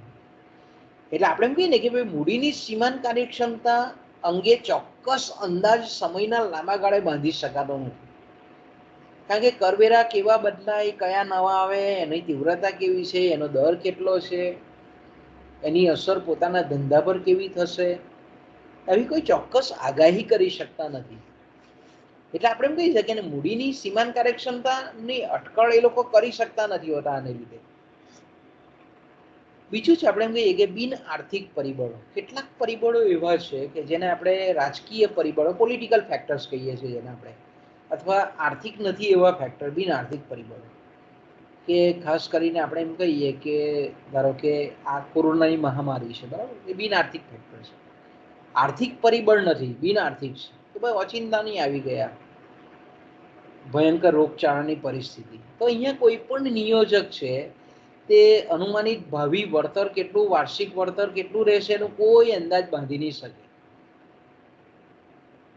કે ભાઈ વધશે કે ઘટશે, નવું મૂડીરોકાણ કરવું કે નહીં, નવો માલ દુકાનમાં ભરાવો કે નહીં. કારણ કે જાણે છે કે આવી પરિસ્થિતિમાં ગ્રાહકો નીકળવાના નથી. ગ્રાહકો નહીં નીકળે એટલે સ્વાભાવિક છે કે માંગ નથી થવાની, એટલે મૂડીની સીમાંત કાર્યક્ષમતા એ નીચી નક્કી થાય. દેશમાં યુદ્ધની પરિસ્થિતિ આપણે એમ કહીએ કે દાખલા તરીકે યુદ્ધની પરિસ્થિતિ સર્જાવાની હોય તો એની અર્થતંત્ર પર કેવી અસર થાય? એકદમ ડાયનેમિક થાય, ઉત્તેજક થાય. તો આપણે એમ કહીએ કે યુદ્ધ થવાનું હોય તો એવી પરિસ્થિતિમાં લોકો શું કરે છે? ચીજ વસ્તુ અને સેવાઓનો સંગ્રહ કરે. એટલે ઉત્પાદકો સમજી જાય કે આ યુદ્ધ થવાનું એટલે વસ્તુની માંગ વધવાની છે, એટલે અનુમાનિત ભાવિ વળતર વધશે, એટલે આપણે એમ કહી શકીએ કે મૂડીની સીમાંત કાર્યક્ષમતાનો અંદાજ ઊંચો બાંધે. પણ જો અહીંયા આપણે એમ કહીએ કે કોઈક નવી સરકાર આવી હોય, દાખલા તરીકે આપણે એમ કહીએ કે લોકસભાનું ઇલેક્શન હોય અને ધારો કે ડાબેરીઓ, જેને આપણે લેફ્ટિસ્ટ કહીએ છીએ, એ ડાબેરી પક્ષ જો સત્તા પર આવ્યો તો શું કરે? લોકો સામ્યવાદી વિચારધારામાં માનનારા હોય ડાબેરીઓ. એટલે સામ્યવાદી વિચારધારા એટલે હું તો કે ખાનગી ક્ષેત્રના વિરોધીઓ. એટલે ખાનગી ક્ષેત્રના વિરોધીઓ એટલે શું થાય? તો કે ભાઈ જાહેર ક્ષેત્રને એ લોકો વધારે મહત્વ આપે.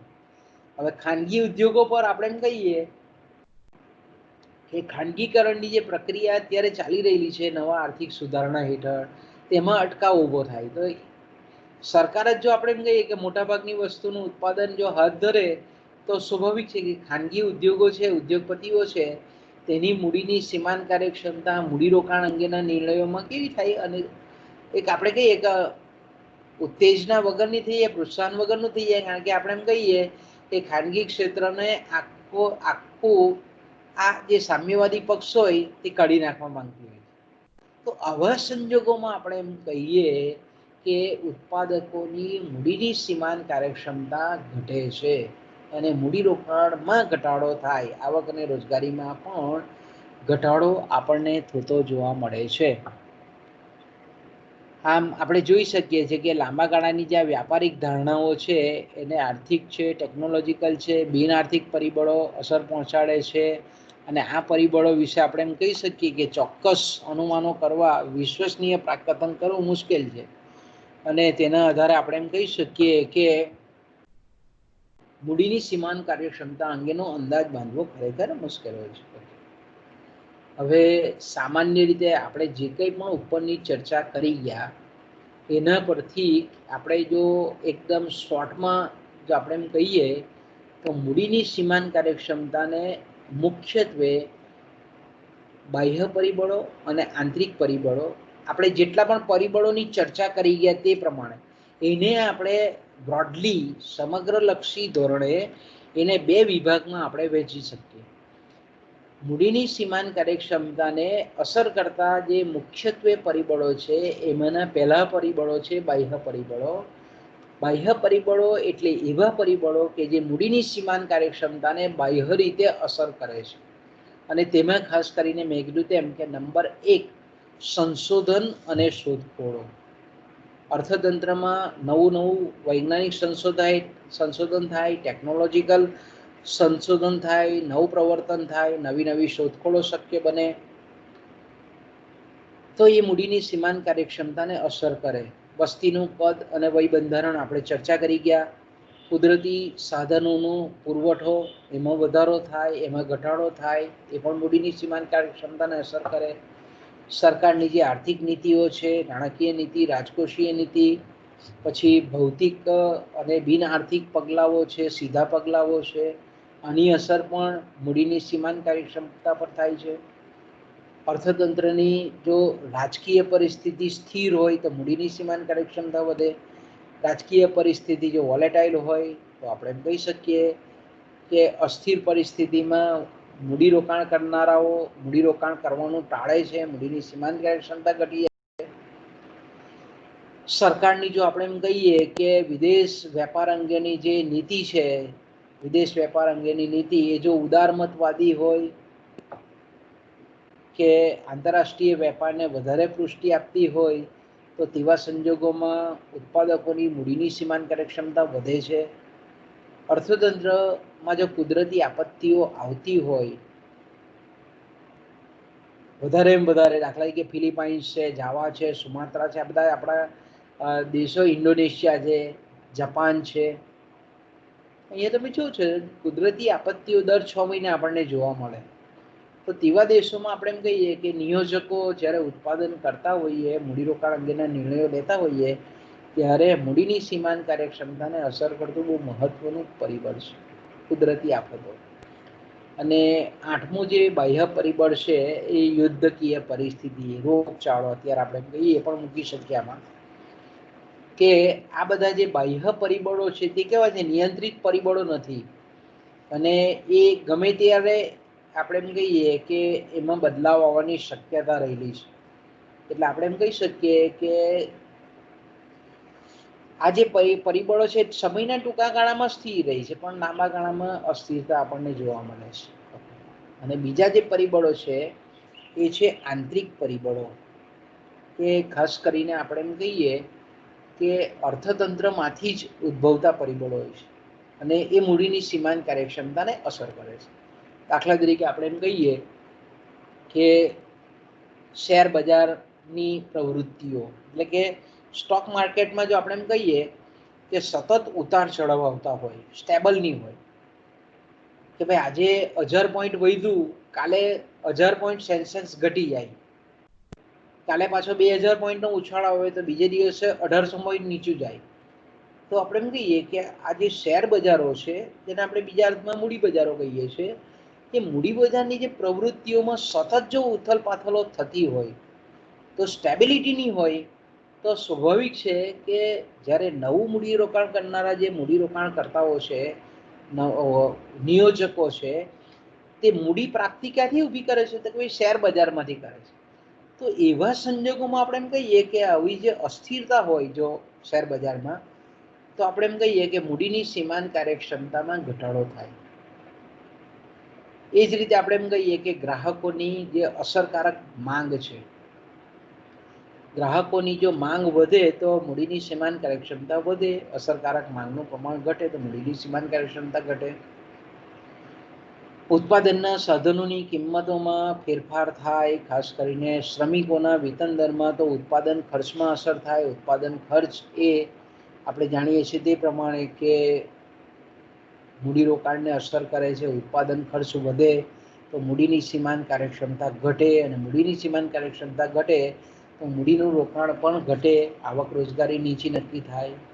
અર્થતંત્રમાં આપણે એમ કહીએ કે આવકની સપાટી, કે ભાઈ જો કોઈકને કોઈક રીતે સરકાર દ્વારા જે કંઈ પણ નાણાકીય નીતિ કે રાજકોષીય નીતિમાં પરિવર્તન કરવામાં આવે અને ગ્રાહકોની જે પગાર છે, આવક છે, એમાં જો વધારો થાય તો અર્થતંત્રમાં ચીજ વસ્તુ અને સેવાઓની માંગ વધે, અને પરિણામ સ્વરૂપ આપણે એમ કહીએ કે મૂડીની સીમાંત કાર્યક્ષમતામાં વધારો થાય. એ જ રીતે આપણે એમ કહીએ કે જે સ્થાયી મૂડી છે, સ્થિર મૂડી છે, તેનો જથ્થો છે, મૂડી સાધનની આયુષ્યની મર્યાદા છે, મૂડી સાધનોનો નિભાવ ખર્ચ, આગળ ચર્ચા કરી ગયા છે આપણા બધા પરિબળો. એટલે એક્ઝિસ્ટિંગ પેઢીની સંખ્યા કેટલી છે, ઉત્પાદક પ્લાન્ટ કેટલા ચાલે છે, પછી સ્થપાયેલા મશીનોનું પ્રમાણ કેટલું છે, યંત્રોની આયુષ્ય મર્યાદા કેટલી છે, યંત્રોનો મેન્ટેનન્સ કોસ્ટ કેટલો છે, એમાં સ્પેર પાર્ટ બદલવાના હોય કે પછી આપણે એમ કહીએ કે એના ટેકનિશિયનોનો પગાર, આ બધી ચર્ચા આપણે આગળ કરી ગયા. તો આવા બધા જે આંતરિક પરિબળો છે, આ આંતરિક પરિબળો આપણે એમ કહીએ કે કંઈક અંશે નિયંત્રિત પરિબળો છે, અને ટૂંકા ગાળામાં કદાચ ફેરફાર થવાને અવકાશ છે. તો આ પણ આપણે એમ કહીએ કે આવા જે આંતરિક પરિબળો છે એ ચોક્કસ રીતે મૂડીની સીમાંત કાર્યક્ષમતાને અસર કરે સમયના ટૂંકા ગાળામાં, અને એને લીધે ટૂંકા ગાળામાં આ રીતના આપણે એમ કહીએ કે મૂડીરોકાણ અંગેના નિર્ણયોમાં સંચાલકો ઘણી વખત આવા જે આંતરિક પરિબળોને ધ્યાનમાં રાખી અને મૂડીરોકાણમાં વધારો ઘટાડો કરે છે. ઓકે, ત્યાર પછી જે છેલ્લું છે કે ભાઈ મૂડીની સીમાંત કાર્યક્ષમતાને ખ્યાલનું મહત્વ, એની અગત્યતા, કે ભાઈ એના જે આ કેન્સે આપેલું જે મૂડીની સીમાંત કાર્યક્ષમતાનો ખ્યાલ છે, એમાં આપણે જાણીએ છીએ તે પ્રમાણે કે કેન્સે અસરકારક માંગનો અથવા તો આવક અને રોજગારી નિર્ધારણને સમજાવતો આ સિદ્ધાંત છે, તેમાં મૂડીની સીમાંત કાર્યક્ષમતા બહુ મહત્વનો ખ્યાલ છે. અને આપણે જાણીએ છીએ તે પ્રમાણે કે જેમ અર્થતંત્રમાં મૂડીરોકાણનું પ્રમાણ વધતું જાય એમ આપણે એમ કહીએ કે અર્થતંત્રમાં મૂડી સર્જનનો દર વધે અને જેમ વધારે ને વધારે મૂડીરોકાણ શક્ય બને તેમ નવા મૂડીરોકાણની તકો ઘટતી જાય. કેમ? કારણ કે મૂડીરોકાણનું પ્રમાણ જેમ વધે તેમ મૂડીની સીમાંત કાર્યક્ષમતા ઘટે અને મૂડીની સીમાંત કાર્યક્ષમતા ઘટે તો નવા મૂડીરોકાણ માટેની તકોમાં ઘટાડો થાય. એટલે સમયના લાંબા ગાળે આપણે એમ કહીએ કે વધુ પડતા મૂડીરોકાણથી મૂડીની સીમાંત કાર્યક્ષમતા નીચી જવાનું વલણ જોવા મળે છે. એ જ રીતે આપણે એમ કહીએ કે યુદ્ધ છે, વસ્તી વૃદ્ધિ છે, ટેકનોલોજીનો વિકાસ છે વગેરે પરિબળોને લીધે આપણે એમ કહી શકીએ કે મૂડીની સીમાંત કાર્યક્ષમતાને ઊંચે લઈ જઈ શકાય, છતાં પણ આપણે એમ કહીએ કે આવા જે બાહ્ય પરિબળો છે એમાં પરિવર્તન થવાથી ઘણી વખત અર્થતંત્રમાં મૂડીની સીમાંત કાર્યક્ષમતા નીચી નક્કી થાય છે. તો આપણે એમ કહી શકીએ કે આના પરથી આપણે એમ કહી શકીએ કે મૂડીની સીમાંત કાર્યક્ષમતાના ખ્યાલ પરથી અર્થતંત્રમાં સ્થગિતતા આવશે કે પ્રગતિ જળવાઈ રહેશે તેનો આપણને ખ્યાલ આવે છે. અર્થતંત્રમાં વ્યાપાર ચક્રીય પરિવર્તનો પેદા થશે કે કેમ, તેજીનો તબક્કો આવશે કે મંદીનો તબક્કો આવશે, તેમ આપણે આ મૂડીની સીમાંત કાર્યક્ષમતાના ખ્યાલ પરથી જાણી શકીએ છીએ. બીજું આપણે જાણીએ છીએ, બીજું મહત્વ છે વ્યાપારી અનુમાનોમાં આવતા જે આકસ્મિક પરિવર્તનો છે એને લીધે મૂડીની સીમાંત કાર્યક્ષમતામાં પણ બદલાવ આવે છે.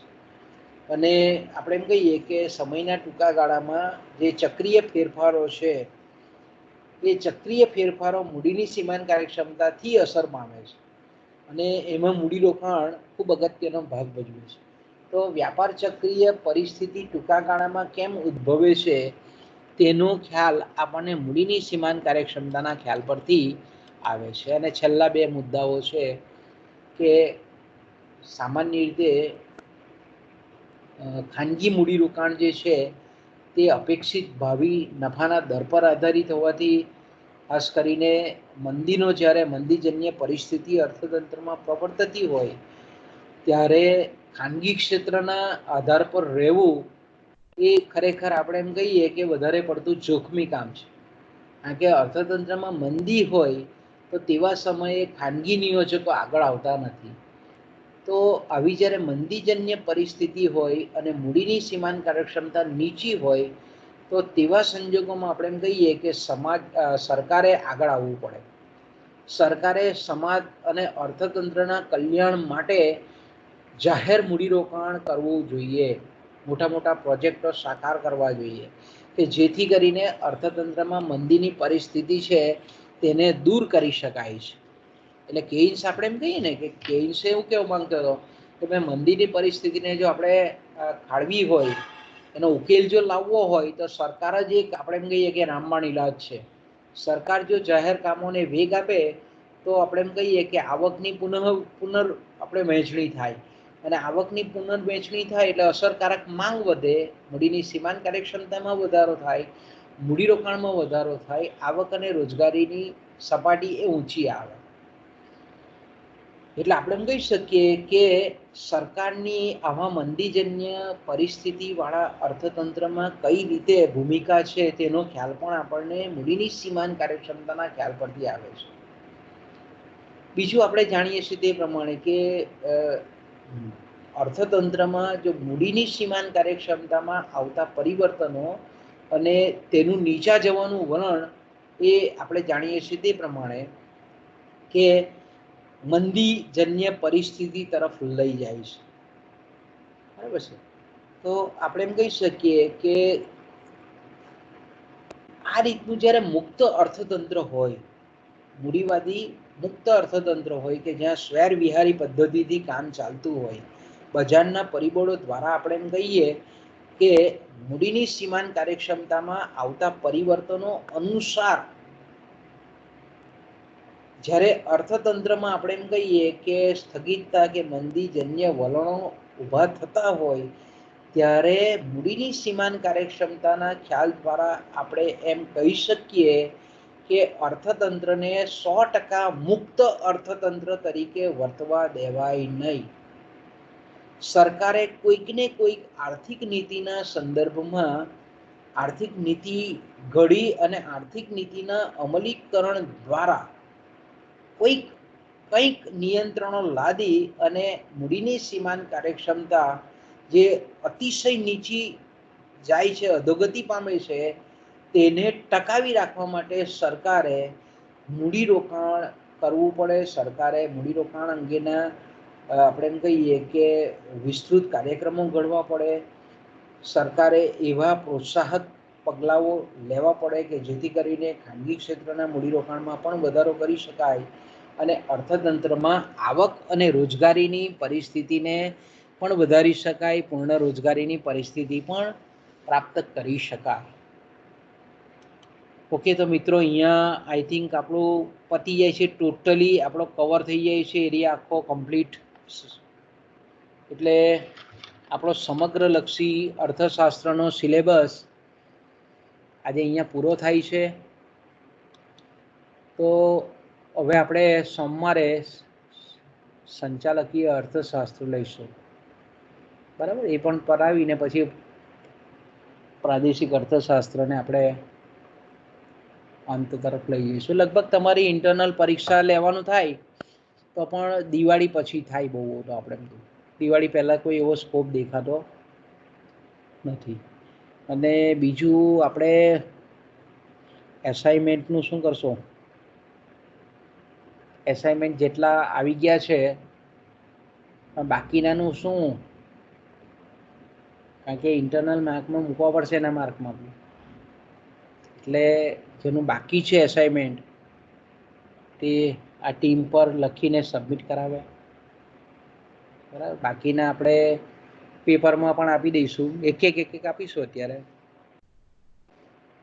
બરાબર. અને તમારી ફી અંગેનો કંઈ મેસેજ મળ્યો છે તમને ભાઈ?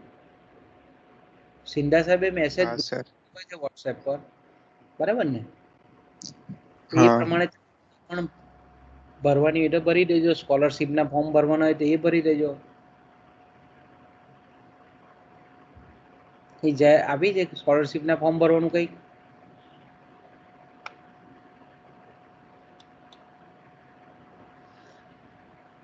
ઓકે, તો અહીંયા આપણે અટકીએ મિત્રો. સોમવારે આપણે જોઈશું, બરાબર.